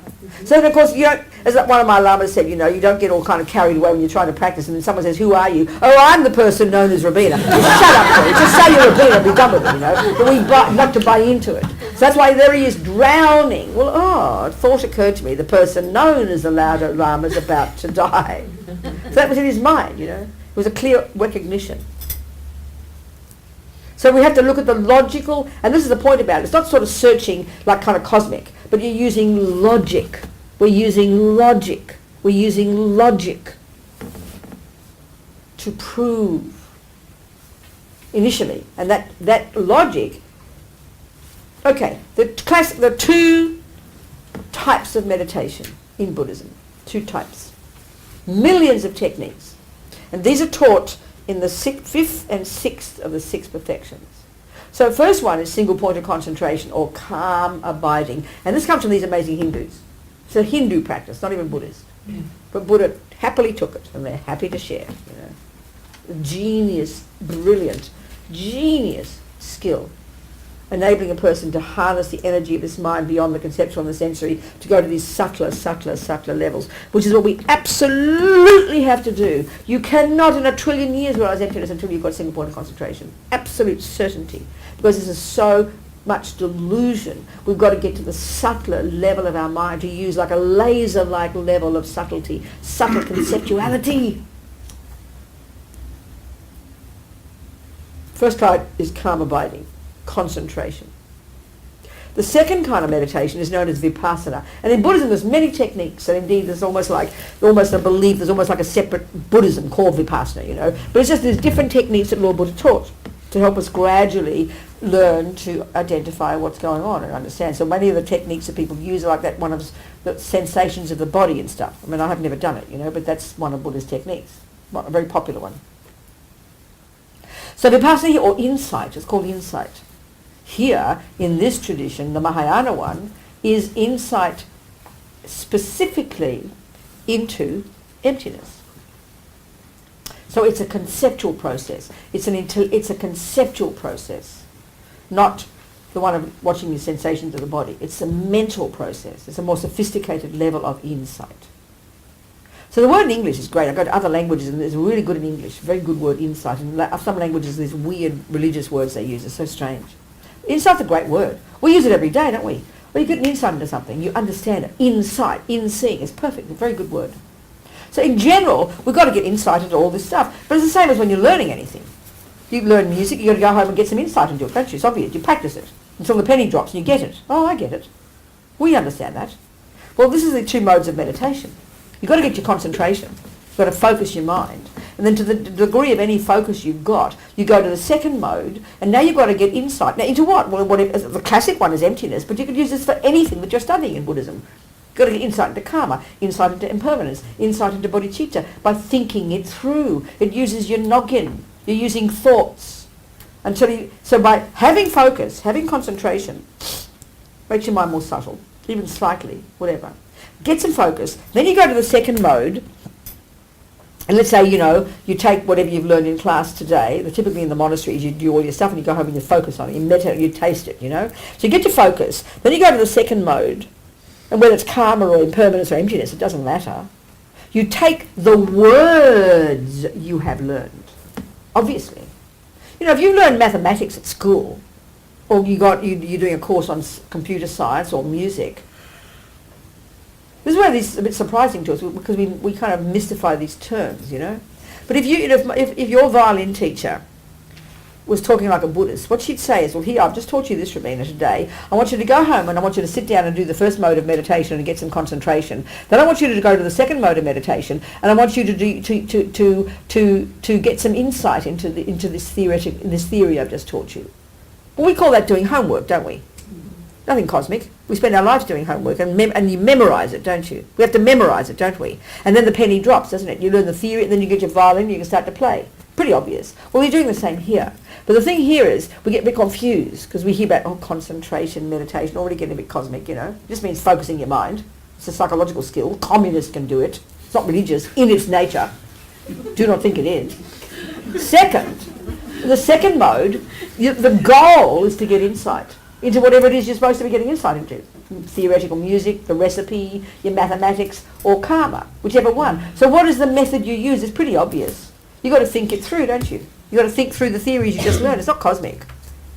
And then when you're thinking it through and you're kind of quiet in your room and you're doing your study and you're doing your homework, you're thinking it through and at some point you'll go, oh, I get it, won't you? You'll do that, won't you? That's called an insight. Don't make it fancy. That's how we learn anything. Come on. What's it say how you learn emptiness? It's the same. So the thing is, the thing that throws us, we all know, being good little Tibetan Buddhists, we hear of a thing called analytical meditation, don't we? And we kind of go, well, what's that, Wow. Well, first of all, the word meditation in Tibetan is very interesting. Quite a surprise. It's the verb to familiarise. Please hear it. When they say to meditate, they're saying to familiarise. So they'll say, go and meditate on emptiness. Well, they're saying, go and familiarise your mind with emptiness. We don't hear that, do we? Mm-hmm. Go, oh, meditate. Wow. Like something cosmic. Really, we hear the word in the weirdest way. So what do they mean by familiarise? Well, guess what? The method you're using, okay, you get your focus. Then you've got a little bit of focus to the degree you've got it. You take the topic you've just studied. You now go to the second mode and you will do what they call analytical meditation. Well, that's a fancy 14th century term for to think about it.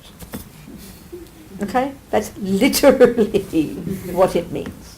No more and no less. So we know that. We do that every day. You think about it. But not, we then thinking about something means kind of thinking about, well, I'll think about this and I'll think about that and I'll think about my husband and I'll think about that. No! You've got to think about it rigorously. The theories you did. This means that, means this, means that. You've got to use logic and focus. Otherwise you won't remember it. You won't pass your exam.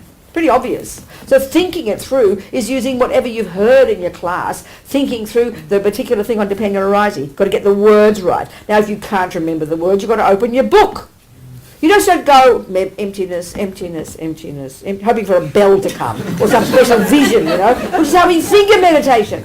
It's ridiculous. You get some focus, you go to your second mode, you take what you've learned and you think about it. That's it. So no insight might come. Don't get upset. It's all right, but you have thought about it. You're getting a bit deeper. And then as you're thinking, and the next time in class, something will go, oh, I got it, and then it'll go again, won't it? But that's the beginning of the baby insights, So you go home and you get it deeper. More concentration, more insight. More concentration, more words, more theories, deeper insights, until eventually one day, who knows which life, you'll get your first non-conceptual, direct, experiential, tasty insight of emptiness. And from that second, you can't fall back. You're climbing out of samsara into nirvana. You haven't got there yet. Way to go. But you can't fall back after that. That's what we've never had until now. A direct, experiential, non-conceptual insight into emptiness. And it has to be at a subtle level of concentration. But we've got to start where we are, Are we communicating here? Yeah. And one step at a time. That's why it's so important to learn the words. Because how can you think through the theories of the violin if you haven't got the words? It's not going to help you. It won't help you just having your violin here, hoping it'll work, No, it doesn't. You've got to learn the theories. Then slowly your hands will do the job.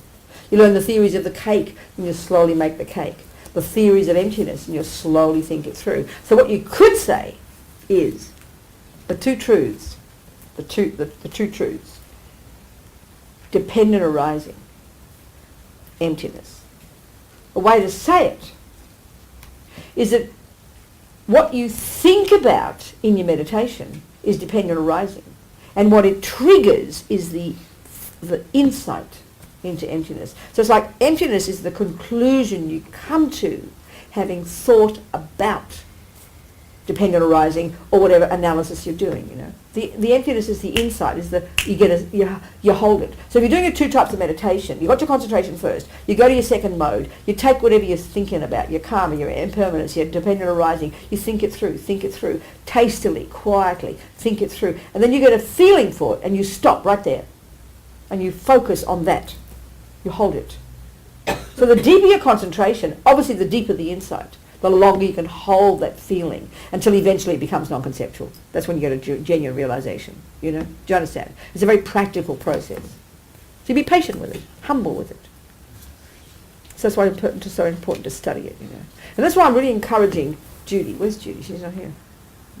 Oh, there she is. Really encouraging, you know, we're discussing what programs for next year and everything, what you guys can do. You know, hopefully if you have the Geshe come, you can get start studying the more advanced program. But you've got to, and Discovering Buddhism and all the others, you've got to do them in the context of study. You've got to encourage each other and get groups and study and get your certificates. Otherwise, we're just bone lazy. We all know we're bone lazy, you know.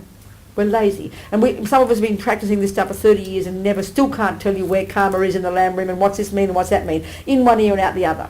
Until we start remembering it. What's the point, you know? Do you understand? It's so important.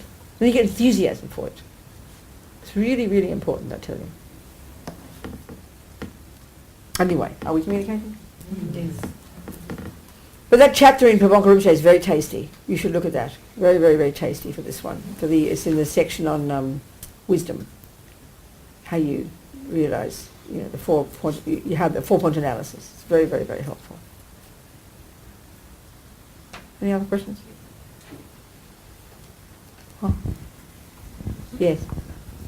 In relation to karma, Yes. when you're saying about past lives, Yes. why is it that we cannot remember about past lives? Because why is it you can't remember? Okay, what time do you get up in the morning?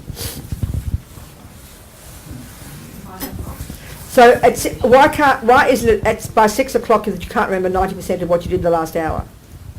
You can't, can you? So what the hell are you asking about a past life for? You can't even remember what you did the past hour. We don't remember 99% of it. Do you notice that? If you had to sit down for that hour and take account of every second of what you did, you couldn't, could you? Because conceptuality is not capable. We're as thick as posts. Our conceptual mind is grotesquely, grossly limited in its capacity for cognition. The only way we can learn to remember a past life, not to remember your past childhood, is accessing the subtler levels of your mind where it's beyond conceptual. That level can cognize the past. So all the methods are there, but conceptual mind is not capable. Literally, that's the answer. Do you hear me or not? You look puzzled. Don't you understand my answer? No, I totally get it. It's just that I read some cases where people do remember. Of course they do. Lots of people can. Flashes of it. That's right, exactly. So, but they're just random, you know, part of it, accidental.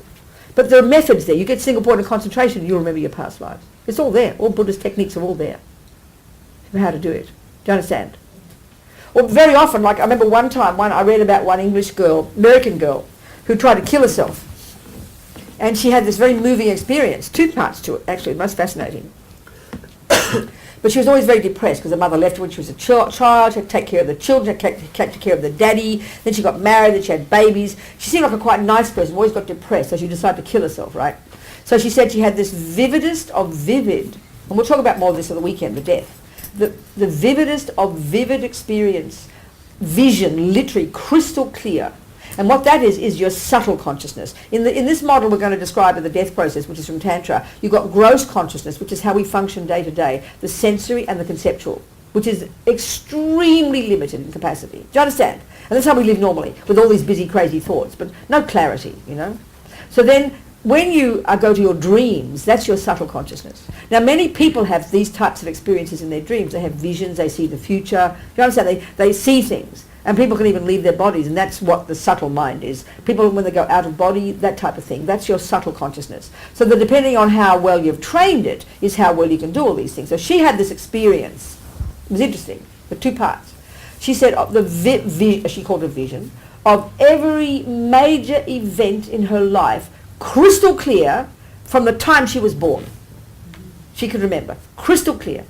So that's the capacity of our, it's all, in other words, Buddha's view is very fascinating. There's not a millisecond of anything we ever have experience of through any of our senses or our mental consciousness that doesn't, there's not a millisecond of any of it that goes astray. It all gets stored in our mind. Everything is there for us. It's all there for us. We have to learn to access it. So why she could remember that is because it was all stored in her mind. Because everything we do leaves an imprint in the mind. It's just that we forget because our minds are so stupid. Do you hear me? So we can learn to do it. She happened to do that because, whatever. She happened to do that because, she tried to kill us all. I wouldn't recommend that.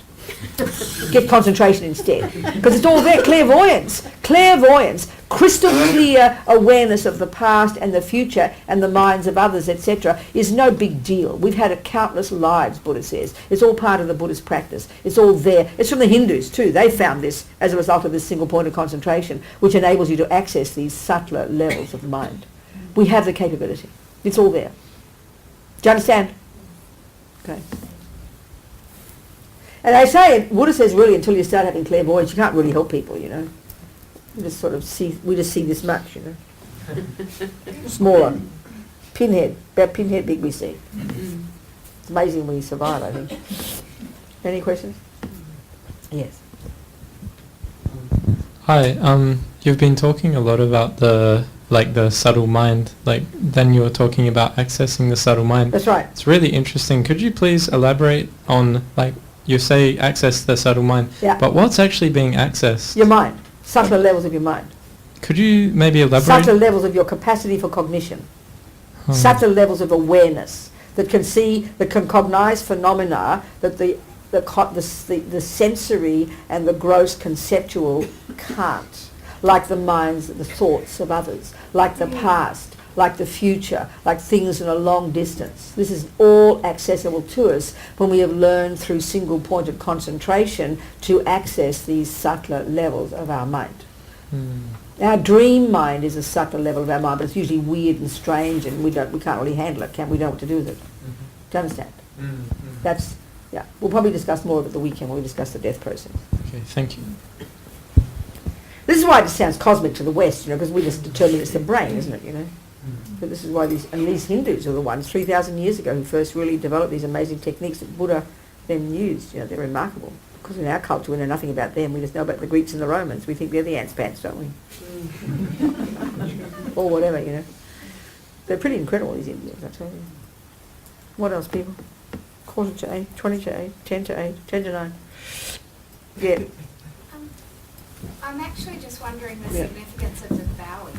Who? When... Prostrating. Yes. Oh, it's just very polite. Just sort of a bit like an elaborate handshake. It's just Indian, it's just Tibetan, it's just Asian. You mean, why do you do it? What's it look like to you? How do you interpret it? What does it look like? Well, I guess every other part of looking into Buddhism has fascinated me because it's very practical and scientific. That's right. And exactly. like psychology, and then there's something like that yes. For me is just like, why are you doing that? So what does it look like you're doing? Say it in your words. What does it appear to you? How would you interpret that action? I mean, remember, we all have ways of describing things. So what's your description of that action? If you went home and told somebody, what would you say Robina did? Be honest, what would you say? You kneel down and touch the ground and then bow to and whom? Stand up again. To whom? What does it mean? So I it's have obviously no idea. it's on. In that direction. So what's on the direction here? What's on this table up here? All the Buddhist Pictures and statues of Buddhas, right? Is Symbolism. how I kind of Symbolism. see that, What's symbolism? So if you have a photo of your auntie on a picture, would you call that symbolism? Why do you have a photo of your loved ones? Why would you have a photo of your loved ones? To remember them. Do you call them symbolism?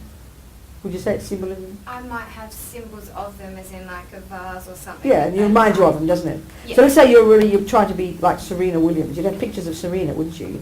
You'd watch movies of her. Yeah. Why? Why? To remind you of what you can become. Totally. Yeah, that's why, these ones. They're just... So all this made sense They're just to me. pictures. I didn't know if there was They're just more it's a very polite greeting, that's all. Okay. Very Asian, very polite. Extremely polite. Extremely polite. When you walk into your party and you prostrate 3 times, I don't think so, It's a very polite greeting. That's all it is. That's all it is. It's a very polite greeting. That's the meaning of it. So what you're doing in your mind is, of course, it's completely Asian, you know. It's like, but I mean, handshakes. It's a symbol, isn't it? You know, if you meet a Tibetan who's never met a Westerner, and you stick your hand out, beaming at them, you know, they go, what are you doing? And you grab their hand, they'll keep it all kind of wimpy. You think, oh, what a pathetic handshake. They've never heard of a handshake. Do you understand? Or they might, if you meet somehow, like, you know, they bonk heads. Like you meet your grandmother, your grandpa, very polite, or a lama, you bump heads like this. You'll punch them with it. We're going to be aggressive, you know, bunking heads with me. It's just, everything is just culture, isn't it, really, if you think about it? I agree, this is pretty insane culture. I agree with you. I mean, look at the pictures. It's like outrageous, you know. It's not how we do it. It's not how our stuff. But in the end, it is culture. But everything's culture, isn't it? Shaking hands is culture, you know, picking our nose in public. Like us, Tibetans, for example, if you stick your feet out, you're considered like the worst, it's like exposing your bottom. It's so rude. And I was at the teachings at one time in one of the monasteries, and there are the Tibetan boys in front of me. This shows how it's all culture. They'd never stick their legs out. You'd never do that. But he had his, what do you call those things you clean your ears with? There he was, in the Dalai Lama teachings.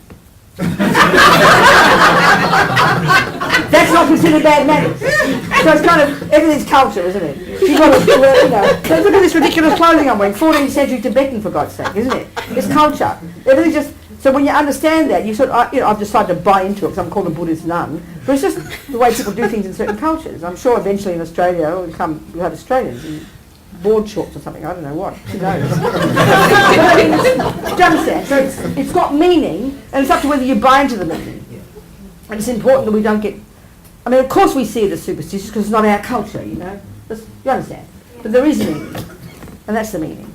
Does that make sense? Yeah, wonderful. So in a sense it is also psychological, because everything is to do with your mind, isn't it? What you do with it, you know, what you're doing, why you're doing it. Well, if I put my hand out because I want to give you some poison and stab you, then I'm not being friendly. So everything is in your mind, depending on what you do, isn't it? Handshakes are a friendly thing to do, you know. Bonking heads is friendly for them. You understand? Okay? All right. In other words, Buddhists want to say, if it's not psychological, don't do it. It's crap. So this is also psychological. Tara, this female one, she represents power. It's a visual language. She represents power, confidence, action energy. It's depicted as female. Another one's got a sword. That represents wisdom, cutting through ignorance. It's got meaning, you know. But it's just a question of whether you learn the meaning, isn't it? That's all. And whether you buy into that meaning. And it's up to you. You understand? Yeah. Does that make sense? Yeah. All right, fine. What else? Who? Anyone else? And this is the point about emptiness. I mean, when you know, let's say you've never been to the footy, and then, you know, when you're being cynical, look at these silly blokes kicking around a piece of leather. That's what it is, it's literally that. But you know, when you put the meaning into it, it's more than that, isn't it? But that's everything we give that. Everything's got meaning. So shaking hands, prostrating, you know, bonking heads, karate. It's got the Buddha's point is it's only got the meaning that we've given it. There's no meaning in itself. That's the meaning of emptiness. But we forget that. Do you understand? We forget that we gave it the meaning. We drew the line. We forgot, and now we get afraid of it. That's the world. You know. Are we communicating? Time to go home. 5 to 9. What's that? Yes, please. Yes. I was just wondering, the mind, isn't that just the self? Isn't that just the? Is there a field of self that everyone sort of shares? Not the Buddhist way of saying no. Don't know. That's what view is that coming? That's not the Buddhist view. Like the overall consciousness. There's no view like that in Buddhism. I don't know what view that is, but it's not Buddhist view. I just made it up. You might have made it up. Maybe. It might be right. You better check on it. Now, the Buddhist view is, okay, the Buddhist view is all these individual minds. But when you've purified your mind and become this vast, marvellous, realised mind, and I've purified my mind, you could argue there's only one. You could argue that, because we both know the same stuff. Huh? Which we all share. No, not like that. That's not what I'm saying. At the moment, there's your mind doing your trip. So when you play the piano, I don't get the result, do I? I don't sit there and play the piano once you've played it. You've got to play the piano and you get the result. Or I play the piano and I'll get the result. So whatever you do in your mind, you'll get the result. But when you've purified your mind the way we're talking here, to the degree that you can, and let's say I have two, you could argue we're the same mind then. You could argue that. There's a way of saying it. But right now we're very separate. And you know, your anger makes you unhappy and my anger makes me unhappy. And if I practice kindness, you don't get the result. I mean, we'll all be enlightened by now. If that worked like that, it'd be easy. You just practice piano and I can play piano. Wow, thanks. Do you understand? Yeah. There's enough? What else? People? Huh? Enough thoughts for tonight? Yes. Go ahead, Ollie. Yes. Thank you, Jessie.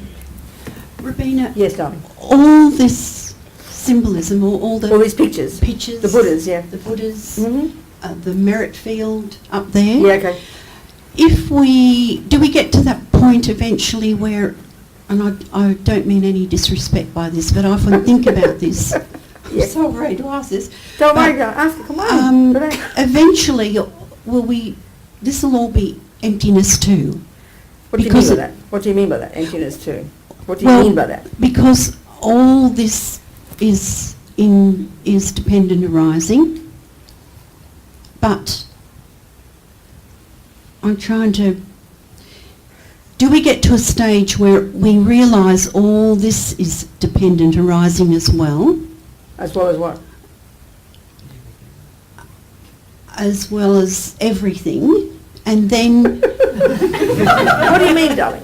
Well, I'm trying to. What are you asking about this lot of stuff for? What's this got to do with the price of fish? Why do you ask about that as opposed to a peanut or a clock? Oh, because you said eventually. you start learning about it when you get into Buddhism. You start learning about it. About what, darling? About the symbolism, but it's not symbolism. It's just pictures. It's just Buddhas, depictions of Buddhas which represent different psychological qualities. That's what this stuff is. Okay, yes. So then you learn about it, like you learn about everything, like you learn about mathematics, you learn about cooking, you learn about that. So then, yes, all okay. the same. So then the question is. All right. The question is, you eventually get to a point where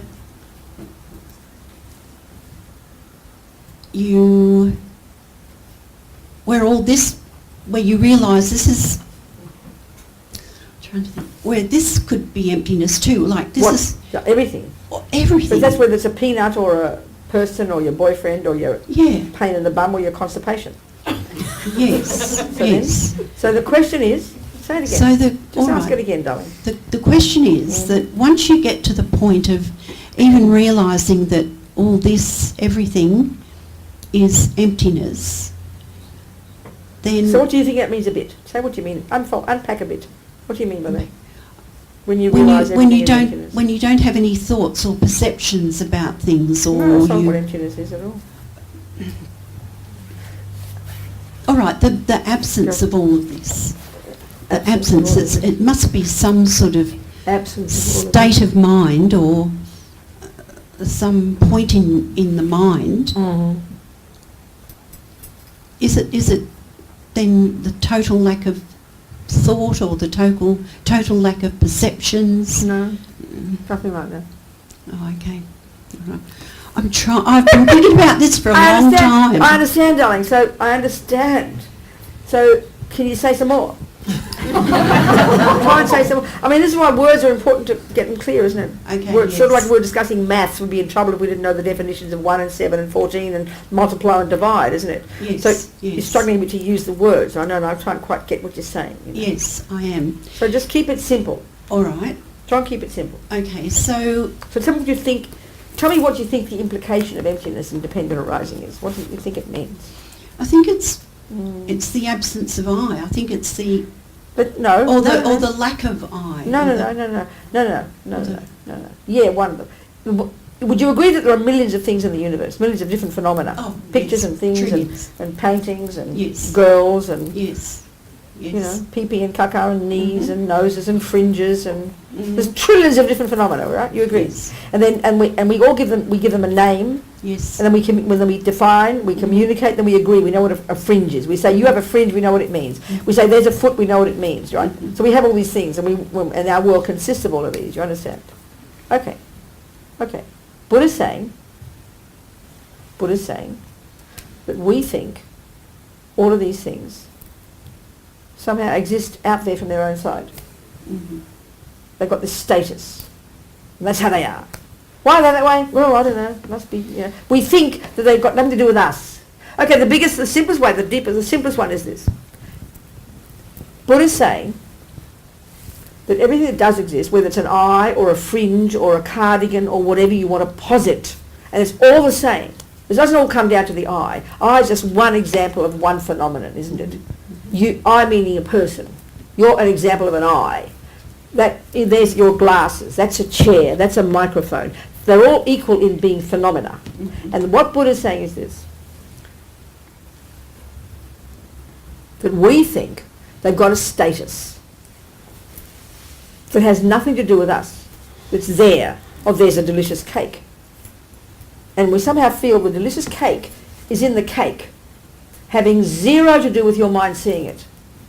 Like the Lama says, we're like children. We make the cake. We make the cake delicious. We make it look delicious. We think it's got nothing to do with me. Wow, look at this delicious cake out there, just begging me to eat it. You know, it's not my fault, isn't it? Do you see what I'm saying? Like, it's nothing to do with me. Meaning we don't realise we've got these billions of stories in our mind that is what we think the cake is. And what Buddha says is the more you start searching that cake, you will not find one atom of anything in the cake that doesn't come from your mind. Yes. Okay, I understand that. That's what he's saying. Finally. So, but things still exist. It is a cake. It does taste delicious when you taste it. But there's no cake from its own side. Everything finally is created conceptually by the mind. But we forget. And we give it this ontological status, and then we give the I this massive ontological status, and that's why which we don't see, why there's so much fear and drama and attachment and anger and hurt and jealousy, because we forget that all of this is coming from us. It's like I've lost it. We forget that we've created everything. We don't think we've created everything. We come into this life fully programmed with our past habits, Buddha says. You know, so then, you know, like, You've killed in the past, so you wake up in this life and you see fishing and you fall in love with it. You would never have thought for a million seconds you've ever killed before, but it looks so delicious to you, and you believe it's delicious because it looks so divine to you. Wow, amazing, Mum, I want to go fishing. It looks so delicious, and you never even realise this from many, many times, this life, whatever, that you've created this habit, and it's so imprinted in you, and it looks out there. That's why we feel, that's schizophrenic. It's like Lama actually calls ego schizophrenic. This poor little miserable, little sad, little lonely, bereft, poor self-pity, pathetic little me here. We're looking for all these things out there to fill us up, aren't we? This is the worst suffering of ego. We are all literally schizophrenic, like demented. We've made up cakes and bodies and sex and this and that and blah, you know. So we run around like all bereft and lonely because we have this belief in this pathetic little I in here, which is miserable. And then we've got to stuff all these things inside us to get full again, you know. So it's completely nuts. We're all mad as snakes. I mean, they don't say that in the teachings, but, you know. And all this is because we give this status to things out there having nothing to do with me. That's a way to say it. That's the deepest one. Like, you know, oh, what a pretty cup will say. We don't realise that we made up pretty. We say it in the West. Beauty's in the eye of the beholder. That's so profound. You got your rose-coloured specs on. You got your angry specs on. And what Buddha's saying is everything that appears to us is appearing actually through the filter of all these dramatic layers of stories in our mind. And then we keep searching and searching and searching for something out there that doesn't come from the mind, and Buddha says you'll find nothing. But it doesn't mean there's no cake. As Lama Zopa says, once you realise this, it's as if there's no cake. But there is. But what does is this is so subtle. So it's a really tricky one of thinking that emptiness doesn't mean there's nothing. It's extremely subtle point. Extremely subtle point. Buddha was saying literally everything is made by the mind. He means that over eons of time too. And then that's what karma is. You know, due to past actions, and because you've lied in the past, wherever you go, people don't believe your words. You're shocked. You're just speaking the truth. But one track of your karma, because of past habit, you've programmed your mind related to certain people, and they think you're lying. This is due to past karma. We create karma is from the mind. Everything's from the mind. Everything's made by the mind, Buddha says. Universes, happiness, suffering. It sounds cosmic. We've got to unpack it and analyse it logically using this model, which is quite different from how we talk. So in that sense, there's nothing from its own side. It's interdependent. It's dependent on my mind seeing it that way. That's what I mean about karate.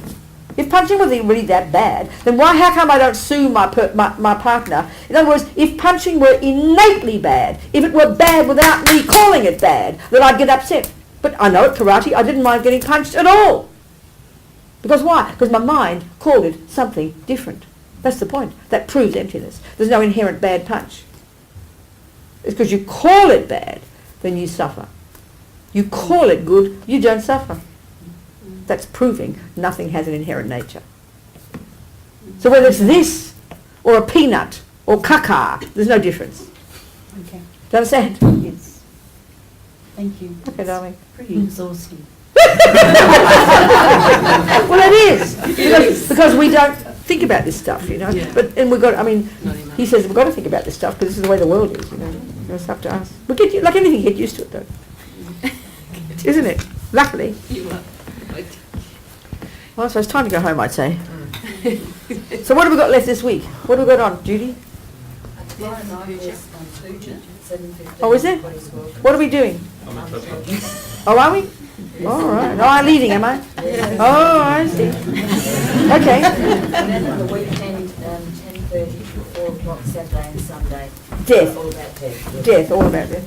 Death, and we'll go into more detail about karma, about the death process, about how to help people, about how we get reborn. We'll do it. Yeah, okay, good. All right. Good. Okay. Thank you. Okay. So that's good. So we think, okay, all these thoughts, we've been here since 2 hours or whatever, or 14 hours, as long as it is. I don't know. It seems like. So this is what I find this very consoling. Buddha says there's not 1 millimetre of whatever we see, hear, taste, touch, smell, or think about that goes astray. Everything gets stored in our mind. Everything gets stored in our mind, which is how come we can access it and have memory of it in the past. That's what we had to learn to do. How marvellous, you know. So may all these seeds we planted, may we nourish them from this moment forward, developing our marvellous potential, one step at a time. Whether you become Buddhist or not, I don't care, you know. Never give up on your mind, never give up on your potential, never give up on developing your qualities, never give up on helping others. Use whatever methods work. Never giving up is the main thing, you know.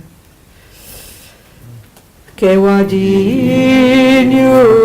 dudai lama sangye drugyune drowa chikyang malupa deisala gopasho Jamchut sencho grinpoche ma kie panam ke gyuchik kie panyam pa me payang gomne gomdu pabasho.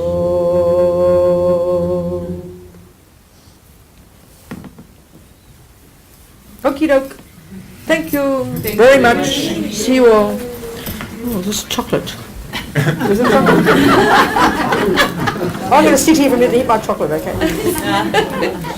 Looks like they look like homemade chocolates. Oh, that's wow. quite good. Let's have a look.